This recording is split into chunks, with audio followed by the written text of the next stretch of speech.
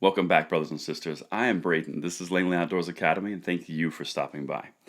All right, guys, tonight we are going to do an incredible update from North Carolina. Now, we did a video about about a week and a half ago, rather, and it's in the description box below, based around the North Carolina repeal of an existing law that had been placed for 100 years in the South, which required a sheriff of the local county to dictate if you could or could not, as an individual, embrace the Second Amendment right that you were born into. 100 years ago in the South. You figure out the background on that one, okay?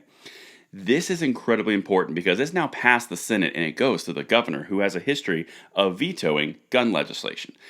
But guys, this is why we cover these things, because this has ramifications far beyond anything else that we've covered. In fact, this might be one of the most important videos that I've done to date. And the reason why is because it bases around something that is bigger than just the individual gunfight in North Carolina. This is something that we're going to touch on, and I need you guys to share this out. If you agree, let me know in the comments field below. Drop a like on this. Let me know how you guys feel, because I think this is the beginning of something incredibly important, and I want you guys along with me, and we got to get this out. So now, without further ado, let's dive in to what's actually happening in North Carolina. Like I said, the original video that we did is linked in the description box below. Go watch that video to give you a full context of what's happening. But this is crucial. North Carolina General Assembly passes pistol permit repeal. Okay, so that's a good thing. This is really, really good. So for people who are saying that there's no reclamation of gun rights, this would be an example of reclamation of a gun right, something that is being removed from law, that is an inhibitive right to the Second Amendment. This is an example. Okay, just saying. Yesterday, the Senate voted 27-20 to pass House Bill 398. North Carolina Sheriff's Association backed legislation to repeal the pistol permit in favor of the federal NICS background check. It will now go to Governor Roy Cooper for his consideration. Please contact Governor Cooper and ask him to sign Bill HB 398 into law. That's from the NRA's website. That's why that last little piece is in there. But if you're in North Carolina, you have to get on the phone. This is incredibly important. Make this guy sign this. And here's what's going to happen, because this is important. We're going to keep going. I'm going to tie this together. This is from another source. Bill to abolish state pistol permit passes, but a veto is likely. So this is what he's done in the past, which makes them say the veto is likely. The measure had passed the House in May after a heated debate, as Policy Watch previously reported. Governor Cooper is likely to veto the bill, as he did with another measure that would have allowed people with concealed carry permits to bring guns onto church grounds that also serve as school properties. It's not about that. I'm just saying he has a history of it, okay? This part right here is what I want to hear from you guys on, because this has ramifications across the board. Listen to this. This is a quote. Senator Chuck Edwards, a Republican representing Buncombe, Henderson, and Transylvania counties, endorsed repeal of the state pistol permit.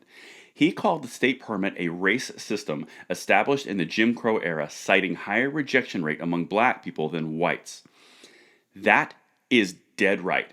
So what you've got now is you have a sitting law that is over 100 years old, that is on the books, that Republicans are trying to repeal because you have an impartial federal NICS background check system, which doesn't judge people on anything except their backgrounds. Doesn't see them in front of them. There's no questions about demographics, nothing.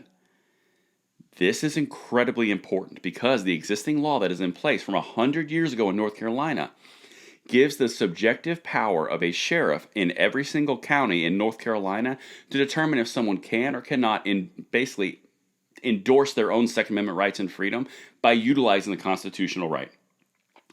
This is why it's so important. This has been used for nefarious means in the past. And for Democrats to back this and say, well, it's for gun safety protocols and measures, ironically, the Democrats were the ones that put this in place 100 years ago. It's kind of coming full circle. And this, I wrote this down because I want to make sure I get this right, and this is the part I want to know what you guys think. This is exactly what I wrote, and I usually don't read these things, but I want to make sure it was crystal. By keeping the pistol permit to buy a gun, which is your right, in place, you are subjecting your rights to the subjective opinion of an elected official on your ability to have a right that is given to you in the Constitution. You are taking, the Democrats are actually off, this is the same party of people that say everyone is evil except them because they discriminate against everybody. You've got a NICS background check system, which is a federal system which applies equally across all states in the United States, that has no determination of who you are standing right in front of you, and you're favoring in lieu of or excuse me, in lieu of that, you want to go to a sheriff who can make objective opinions with no set standard across all the counties in your state. Why? Because this is potential for extremely bad things to go. You're taking the power out of an objective system and putting it in a subjective person. By the Democrats' own standards, this is an anathema to rights. This is important because this is going to start going everywhere. It's going to go with freedom of speech. It's going to go with your Second Amendment rights. This is going to start happening from this perspective across the board. And that is what we need to share out, because this right here has the potential, and you're giving power to an elected official that you do not need to be ceding power to, because it's already written in the Constitution and there's already a system which does the exact same thing. This is important. Get on the phones if you're in North Carolina. Contact the governor. This is the way that you get this passed. And this is crucial because 2022 is coming up, and it's not a great time for Democrats. Pour it on, people. Let me know what you guys think in the comments field below. And until tomorrow, I'm Braden. See you later.